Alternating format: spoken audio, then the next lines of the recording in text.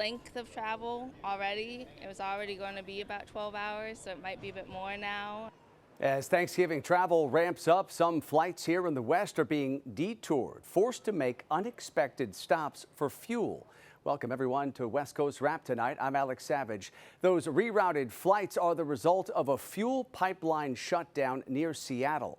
The Olympic pipeline delivers fuel to Seattle-Tacoma International Airport. This is a live look at the airport tonight. Washington Governor Bob Ferguson predicted that operations here at SeaTac would be significantly affected if the pipeline leak was not repaired by this past weekend, and that has not happened. Fox 13's Lauren Donovan spoke with some travelers who are facing delays, forced to make unexpected stops so their planes can fuel up. At this point, I don't have a hard number for you guys as to how many people are impacted by these diversions, but I can tell you. I was talking to a guy today who was headed to D.C. on Alaska. He was diverted through Bozeman, and then standing right here at bag checkout for Alaska, I met a few more folks. Today is different. We were hoping to have a straight flight to Orlando to see our daughters and grandkids, but now we have to stop in Pasco to fuel up the plane so we can get to Orlando. Federal Way mom Jeanette Huckins and her daughter Allie saw their plans derailed. And that means Miles here is impacted too. It's just his first time flying, so I'm a bit worried about the extended stay. I was worried about the length of travel already. It was already going to be about 12 hours, so it might be a bit more now. It's an inconvenience, but Jeanette tells me she thinks Alaska has communicated well. They sent me a text just this morning saying that we were stopping at PCS, and I didn't know where that was, so I looked it up and it said Pasco, and I knew about the pipeline, so I thought, okay. And we know from Chatter Online, they're not alone. Go on Reddit and you'll find travelers asking weird flight diversion. Any info? One user shared a flight bound for Fort Myers was diverted to Pasco too. Aviation expert Scott Hamilton says if you end up like these passengers, it's better you refuel at a smaller airport like Pasco than a big hub like Denver or Chicago O'Hare.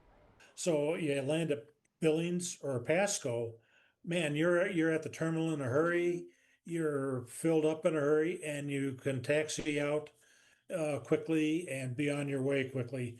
That's why I hope that the airlines would avoid these hub airports like the plague. Meantime, east of Everett, crews are scrambling to get things back in order. According to BP, the Olympic pipeline remains shut down. 200 feet of it have been excavated. They're promising crews are working around the clock to fix it, but at this point, they have yet to find the source of the leak. What the governor has done is he's created an emergency order to allow truckers to drive longer on the highway to bring in by tank truck as much fuel as they can. I'm just so glad we're leaving on Monday. I would feel bad if it affected anybody. I'm hoping they get it figured out. You've heard the governor's response, but federal lawmakers, they're taking action too. Check this out. Senator Maria Cantwell is calling on BP for accountability. In a statement, she said this: the fact that a blueberry farmer, not BP, first identified the spill and that it is still not known for certain which of the two pipelines is leaking raises significant concerns about the capabilities of the Olympic pipeline's leak detection systems and the adequacy of your inspection and maintenance programs. Reporting at SeaTac, Lauren Donovan, Fox 13 News. And crews say at this point there is no timetable for when they will be able to repair the leak and get that pipeline back up and running again. Of course, in the meantime, it's probably a good idea to monitor your flight's itinerary to keep an eye out for any changes. Our laws are clear. You can refuse illegal orders. You can refuse illegal orders. You must refuse illegal orders. That video posted to social media last week now has Arizona Senator Mark Kelly facing a Pentagon investigation tonight. In that message to military service members, 6 U.S. lawmakers tell troops they can refuse illegal orders. Kelly is now facing a misconduct investigation because he's the only lawmaker involved in the video who is retired from the military and still under the Pentagon's jurisdiction. In a social media post about the video, President Trump wrote, quote, "seditious behavior punishable by death." White House Press Secretary Caroline Leavitt says the White House believes Senator Kelly is working to create chaos in military ranks. And I think what Senator Mark Kelly was actually trying to do was intimidate the 1.3 million active duty service members who are currently serving in our United States Armed Forces with that video that he and his Democrat colleagues put out. You can't have a functioning military if there's disorder and chaos within the ranks, and that's what these Democrat members were encouraging. A defiant Senator Kelly responded to news of that investigation with a post on X. He wrote, quote, "Secretary Hegseth's tweet is the first I heard of this. I also saw the president's post saying I should be arrested, hanged, and put to death. If this is meant to intimidate me and other members of Congress from doing our jobs and holding this administration accountable, it won't work. I've given too much to this country to be silenced by bullies who care more about their own power than protecting the Constitution." Colorado Congressman Jason Crow is another lawmaker from here in the West who appeared in that video. He says he will not be intimidated by threats from the president. Donald Trump has made a series of very disturbing comments and suggestions that would violate U.S. law and put our military in terrible positions. I don't want to wait until that happens to remind our troops of their obligation, because then it will be too late. We are standing by our troops and our amazing men and women in uniform to remind them of what the Uniform Code of Military Injustice says. The White House insists that it does not want members of Congress involved in that video to be executed. We want to establish a record because when the political winds change, we want to hold those accountable. We want transparency and accountability for all of the egregious, unconstitutional acts that are taking place. And the raids might be off the nightly news, but they continue every single day, and we don't ever want anyone to forget that. Los Angeles Mayor Karen Bass and California Congressman Robert Garcia joined forces today with clergy groups demanding a congressional investigation into those immigration raids unfolding across the city. They all gathered in LA today ahead of a congressional field hearing on immigration enforcement. Fox 11's Rachel Aragon spoke with one of the people who testified during that hearing. Today, LA Mayor Karen Bass is joining Congressman Robert Garcia to demand accountability for what they're calling the unlawful detention of U.S. citizens during the sweeping immigration raids here in Los Angeles. Now, back on October 20th, Mayor Bass and Congressman Robert Garcia called for a congressional investigation into alleged abuse of U.S. citizens and immigrants by federal agents without warrants or probable cause. Today, Bass and Congressman Garcia, the ranking member of the House Oversight and Government Reform Committee, held a joint city congressional field hearing to hear directly from LA residents and about their experiences related to the ongoing federal immigration enforcement. We spoke to one community leader who also testified at today's field hearing about the impact of the raids in her own community. It's just so inhumane the way they're being treated. They're being hurt physically, emotionally. The business is down. Some of the businesses are having to close. It's not just affecting one place where they're raiding, but all the businesses around them. And Mayor Karen Bass also saying that there's been an uptick in those unlawful detentions of U.S. citizens during those federal immigration raids. She also says there'll be additional hearings tied to this investigation. Reporting in downtown Los Angeles, Rachel Aragon, Fox News. An Oregon family says it took only 10 hours for ICE to deport one of their loved ones to Mexico. Federal agents took Paulino Martin into custody on October 1st as he went out to lunch with his wife. Martin's loved ones say it was difficult to find any information about him in government databases, and that complicated efforts to secure legal representation for him. Family members say within 10 hours of Martin's arrest, he had been sent to Nogales, Mexico. How the system is right now, it is really, really tough, and it's a lot of money. One thing we've tried multiple times to talk to different individuals, and it's just something, the way it sounded like through the system that people with horrible records are the ones that are being targeted, but that's not true. My dad doesn't deserve that. Nobody deserves that. My dad is a human. My dad is a father. My dad is a member of this community, and nobody deserves to see their father like that. Martin's son says his father lived outside Portland for more than 30 years and worked towards citizenship. The Department of Homeland Security has not yet responded to requests to confirm the reason that Martin was targeted for deportation. Coming up tonight here on West Coast Wrap, a dangerous chase reaching speeds of more than 100 miles per hour, and the suspect's vehicle is on the wrong side of the highway. See what put an end to this pursuit in the Pacific Northwest. Plus, in weather, here's our live camera right now in Seattle. Mostly cloudy skies, current temperature of 45 degrees. It looks like a wet forecast beginning tomorrow. We'll have more on the forecast coming up. I love you, Abu Dhabi. I wanted them to have some sort of relationship with their grandfather beyond me just telling them stories. An AI tool gives children a chance to talk with their late grandfather. Tonight, the man who coded what's known as Grandpa Bot shares exactly how it works. A Washington State Sheriff's deputy raced to stop a wrong-way driver. Dash camera video shows a routine traffic stop near the town of Shelton turning dangerous when the deputy spotted a vehicle that was speeding the wrong way along Highway 101. The deputy finally caught up with that speeding driver after reaching speeds of more than 100 miles per hour. The driver, a 55-year-old woman, was eventually arrested on suspicion of DUI. Tonight, we are learning more grim details about the death of 15-year-old Celeste Rivas Hernandez, whose body was found inside the trunk of a Tesla registered to the singer David. TMZ reports the Los Angeles County medical examiner may not be able to determine a cause of death because Rivas Hernandez's body was partially frozen. TMZ's Harvey Levin also reports that David took a trip to Santa Barbara County in the spring. That's where authorities believe Celeste's body was dismembered.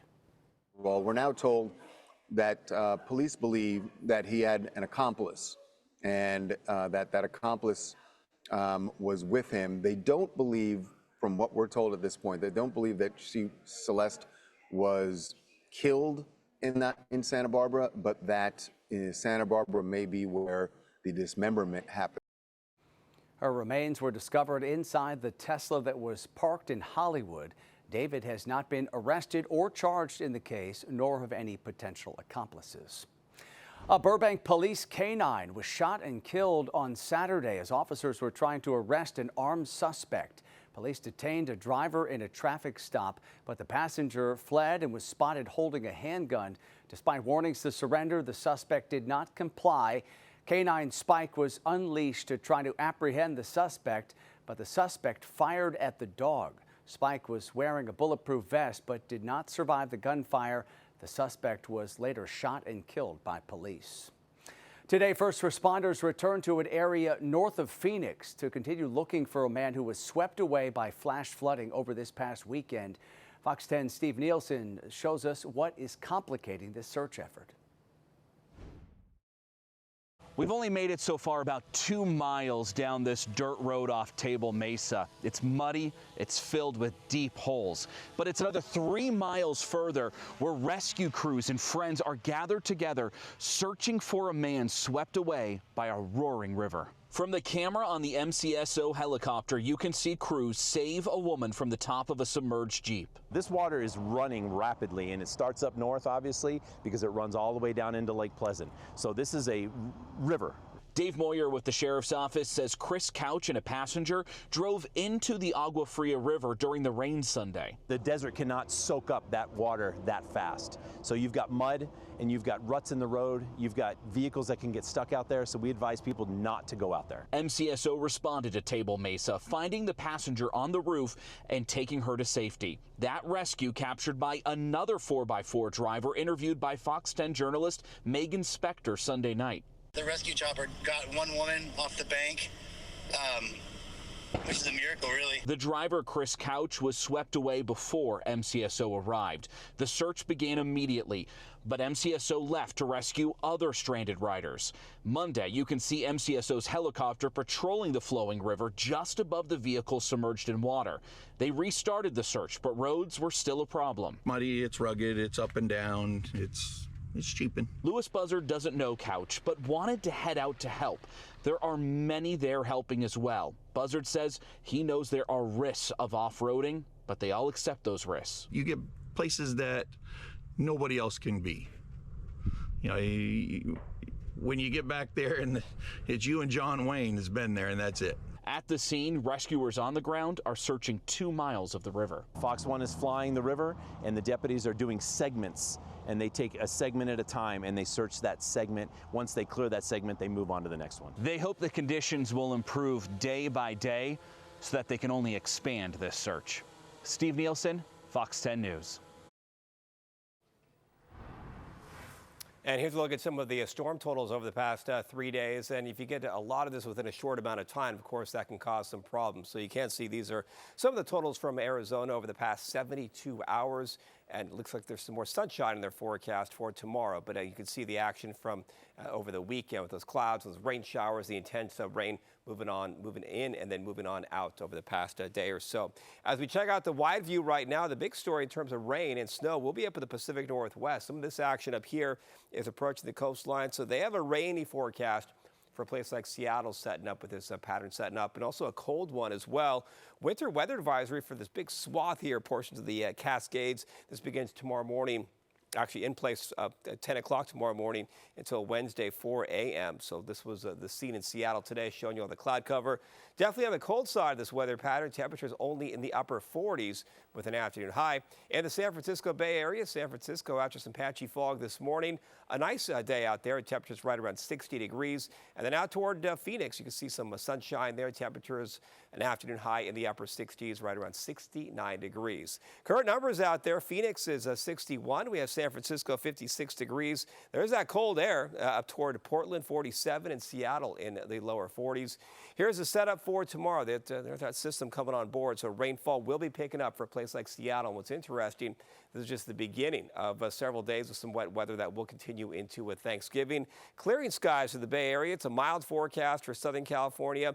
A nice day in Arizona with more clear skies and lots of sunshine in the Denver area. Here's the forecast model. It does really show you this. Look at all this rain setting up here for parts of Oregon up into Washington. So this is for your Tuesday morning and then into the afternoon hours. It's really fixed up for this portion of the West for tomorrow. In terms of rainfall, these are rough estimates, rough projections, and clearly some hefty rainfall totals for up in Portland and Seattle. But for California, it is fairly quiet, as you can see a bunch of zeros showing up for most of the state. So here is a look ahead, your 3-day forecast. Seattle, look at all these rain clouds Tuesday, Wednesday, also approaching Thanksgiving on Thursday. San Francisco, clearing skies with kind of partly cloudy skies over the next few days. It is warming up in Southern California, 80 degrees in Los Angeles by Wednesday.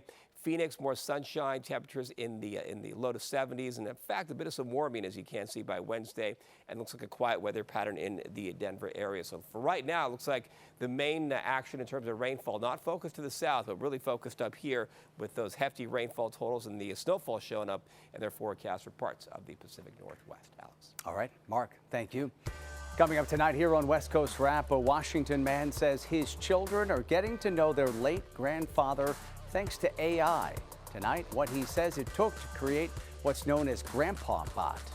Plus, the countdown to the 2034 Winter Olympic Games in Salt Lake City begins. See how the look of these games will be a little different than what you're used to. In tonight's NFC West update, the LA Rams are on a roll. They're not only leading the division, but they're also #1 in the conference.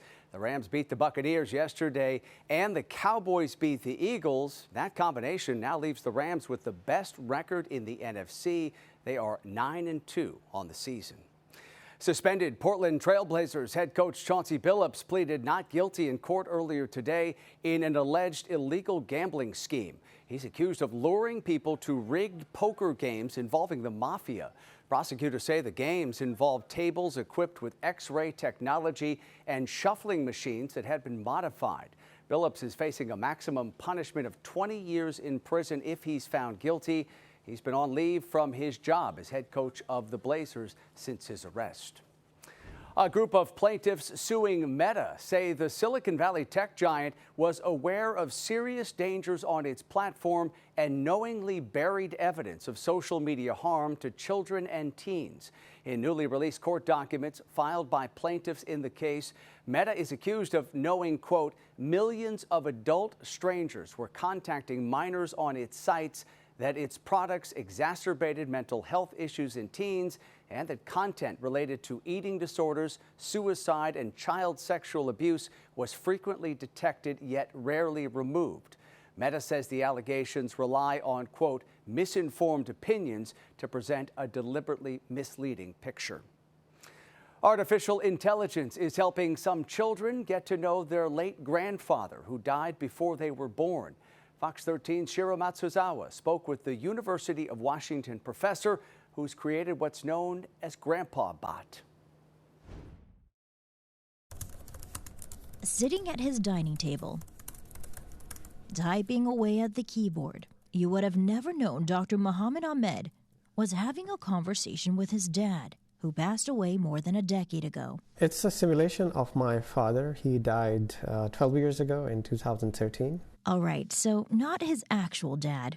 Muhammad calls it the Grandpa Bot. He created it so his children could interact with their grandpa who died before they were born. I realized that I did have a lot of sound recordings of my father. Using audio recordings, videos, and letters from his dad, Muhammad transcribed it all and built a machine learning model. What we call a conversational agent. Imitates the way that he talked, the kind of humor that he had. For example, it relates many of the stories that he would relate.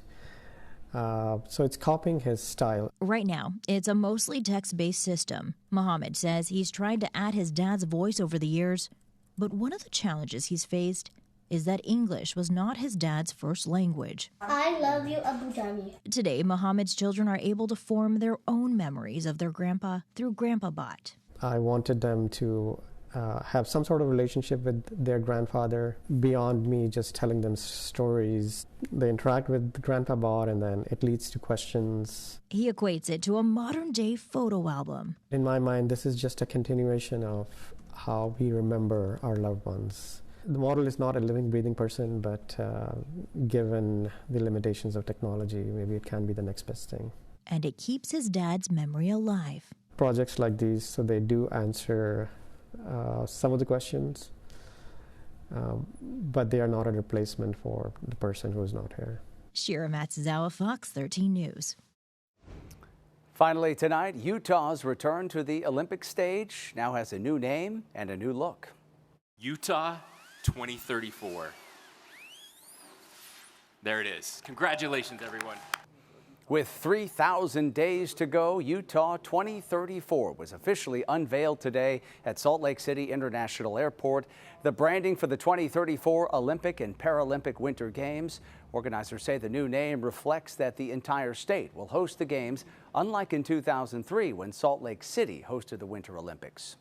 One of the opportunities that this does is to bring all 29 counties, all of Utah together. Organizers say the logo is a transitional design inspired by the natural curves of Utah's landscapes, from the state's canyons to its steep peaks. That does it for West Coast Wrap. Have a great night.